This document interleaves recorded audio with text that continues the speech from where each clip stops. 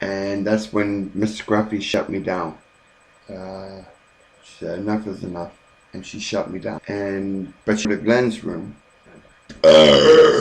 Started talking to Glenn.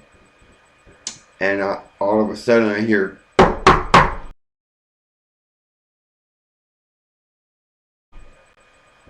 at the door. I ignore it. Then I hear boom, boom, boom, even harder. So it was the door. I knew it. And boom, the show was on. Fucking cops just fucking. They say, "You're gonna kill yourself?" I said, "Oh hell no." I said, "I'm not doing nothing." I said, "I mean, they're on the computer." And he says, "I know."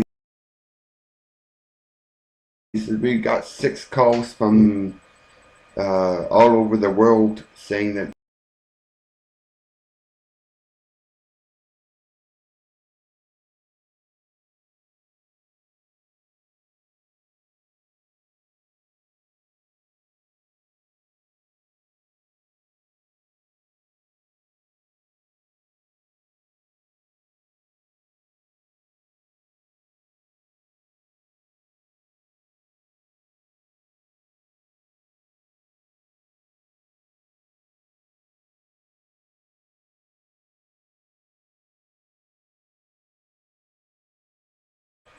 yeah."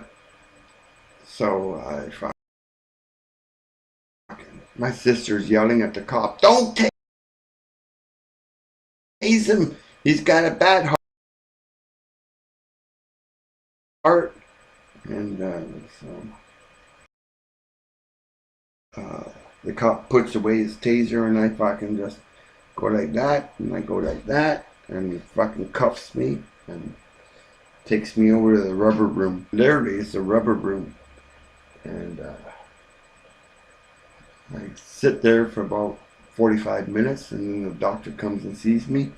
He says, "What are you doing here?" I said, "I don't know." I said, "Doc," I said, "I'm going to be honest with you. I'm a social broadcaster."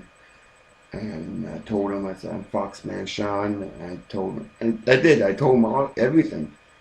I said, "I got 325,000 viewers," and I told him everything. And he says, "There's nothing wrong with you. You're free to go." And I said, "Okay." And he says, "The reason why they detained you is because apparently in the UK there's a trend going on where people plan mass suicides. And a couple of months ago, 8 people got on cam and killed themselves spontaneously at the same time." And he gave me a little bit of lecture about social broadcasting and blah blah blah. And I said, "Yeah, okay." He said, "You're free to go." So I look out, and there's 2 fucking cops sitting there. The cops that brought me in. So I go to sit back on the bed. And the nurse goes, "Hey, what are you doing? You're released. You're free to go." And I said, "Okay." So I walk past the cops. And she buzzes me. She buzzes the door. So I look at the cop, and he's grinning. He's grinning like a fucking ape. So I give him the finger. And I keep on walking. And I walk right out the fucking door. And I walk right out the fucking hospital door. And I said, "Oh shit, I need it. I'm not gonna walk home. I'm gonna call a cab." So I go to walk back in, and the cop says, "Hey, if you go back in there, you're gonna be charged with being drunk in a public place." I said, "I need a cab." I said, "Well, why don't you drive me home? You plucked me out of my house." That's what I said to the cop. I said, "You plucked me out of my house. Why don't you drive me home?" And he goes, "Oh, no, no, no. We got other priorities to take care of." "Well, you're to serve and protect." I said, "Well, call me a cab." So the cop called me a cab. And I said, "You're just sitting there like a bump in a log. I could have been home. Just drive me up to Cundles." And he says, "No, no, no." He says, "The cab's on the way." So I started walking away because I didn't want the cops to see me. I didn't want to fucking look at them anymore.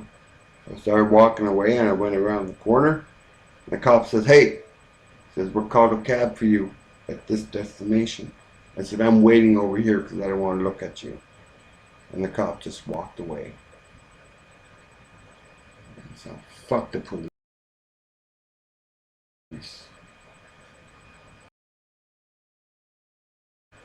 That's the story about last night. Anyway, I hopped in the cab and I came home and got home. And that's exactly what. Black and the white one, the street